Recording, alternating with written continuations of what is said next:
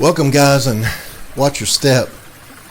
I retired after working for 44 years in IT, and yet out of the 103 videos I've produced on YouTube thus far, this is my first related to computers. Can you believe that? Well, my mother-in-law recently had laptop issues, and she asked me if we could save her documents even though her computer was dead. Stick around and watch as we attempt to do just that. Let's get after it.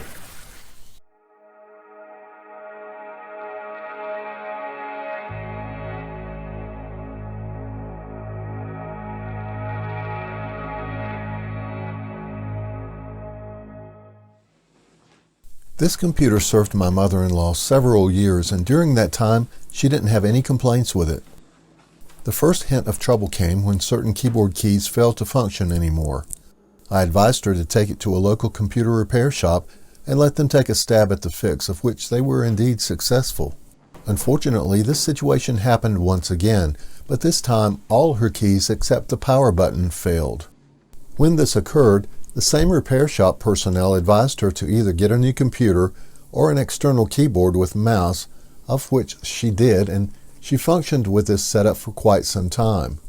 It was only when the power button failed that she came to me asking for assistance, and I advised her to let me order a new laptop and pull the hard drive from her old Acer. I would then order an external hard drive case, insert the old drive into it, and hook it up to her new laptop to retrieve her files. I started by flipping her laptop upside down. I've used this Craftsman 16-piece computer toolkit for well over 45 years. Even though you can't buy this anymore, I'll post a link to a similar one below the description section of this video if you're interested. Only one screw holds on the hard drive cover, so let's start here and remove it.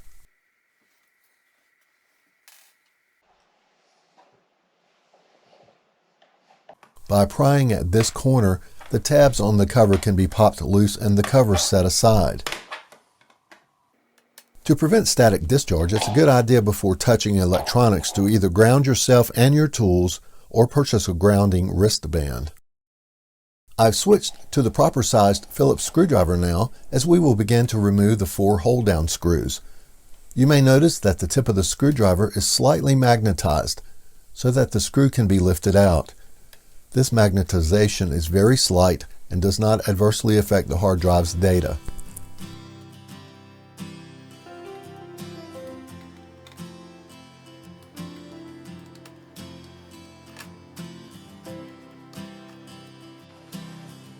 Switching back to the flathead screwdriver, I will lift the rear of the hard drive from its bay,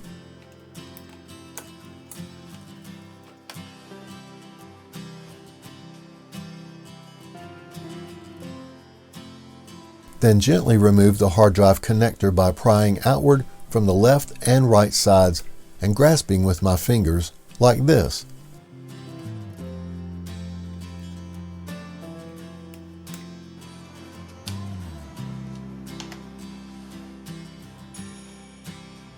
As we locate a non-static mat for this next part, we're going to remove these 4 Phillips screws which hold on the hard drive mount.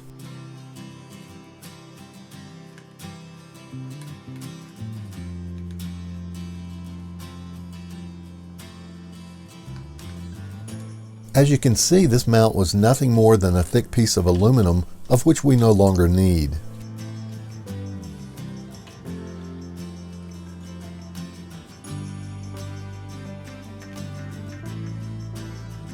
Even though the external enclosure kit we ordered stated it was for a 2.5-inch SATA hard drive, these are my drive's exact measurements.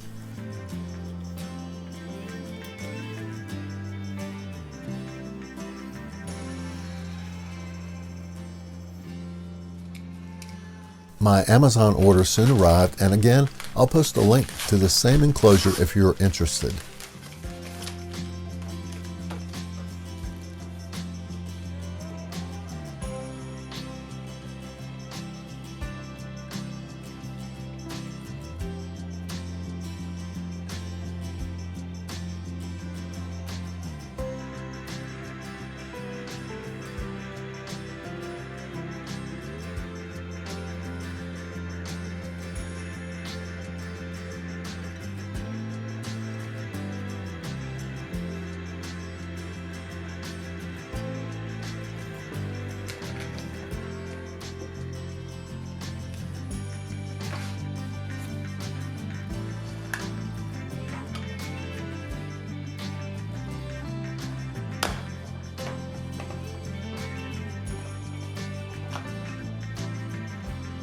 On the inside of the enclosure, I found these two different sized pads for bracing your hard drive if needed. I'll show you where these would fit in a moment. This pad comes pre-installed for bracing the bottom of the drive. Start the install by locating the connection pins on the edge of the drive. They'll line up with the case like this.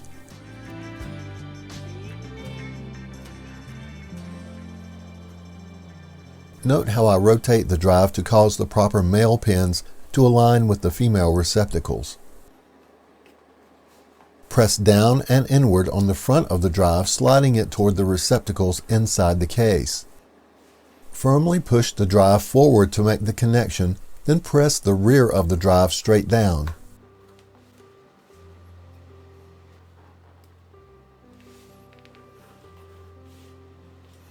It is at this time, if you wish to use the optional padding, you would stick it here. Otherwise, line up the cover tabs and slide the cover into place, noting the clicking sound. The cabling with this case offers either a USB Type A or USB Type C connection. Just watch how this works.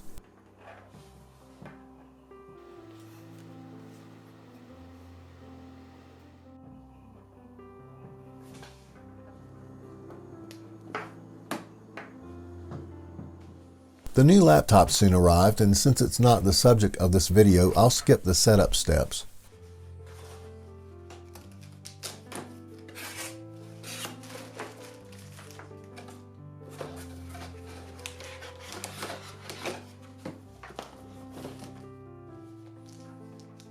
Dell is not a sponsor, but we ordered this particular model for my mother-in-law. It offered a large screen more suitable for her eyes, plus ample storage.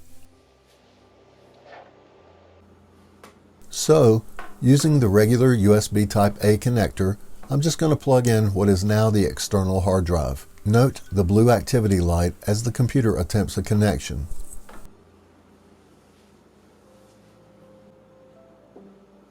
After a few seconds, this message appears and I clicked on it. Since my action of choice is to check the contents of the drive, I select this choice on the next pop-up. And not only do I see the files, but the drive letter is assigned as well as the name of the computer it came out of, plus the contents. Clicking on Program Files reveals the list of folders and files there.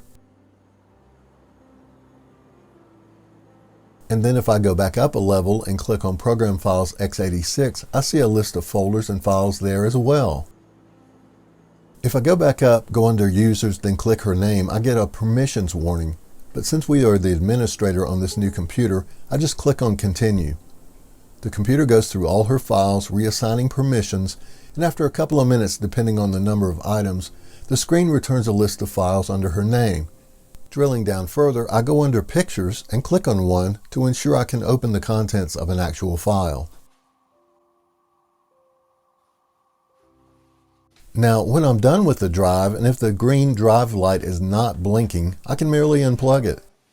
For those tech heads who say, you shouldn't do that, you need to click on these icons to safely remove that drive, you may not know that beginning with Windows 10, external media can be safely removed without going through these steps. How can I know for sure? Well, let me show you. Go to your list of drives and select any one of them and right-click. Choose Properties, then Hardware, which will show you a list of all your drives. Select any one of your removable drives, then click Properties. Select Change Settings, and on the subsequent window, find and select the Policies tab. Here, we see this drive is set for quick removal, which means as long as the light on the drive is not blinking with activity, I am safe to just unplug it.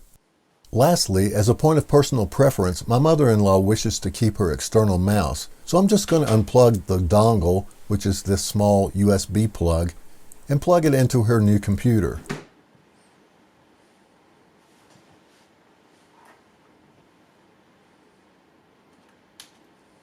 After a few seconds, the computer finds it, and you can see the mouse works just fine. All is right with the world again. And guys, you may choose to copy the files over from your old drive to your new, or leave it as is. If you decide to copy over all your files, you may choose to reformat the old drive and use it for extra storage or as a backup to your new drive. This external case works with SATA or solid-state drives, and because of its built-in USB choices, you can use it with your computer, your phone, or your pad. I hope you've learned something from today's video, and I trust you'll click the like button, and it would be my honor if you'd consider subscribing to my channel. Until next time, this is Dean with Pilot View Productions.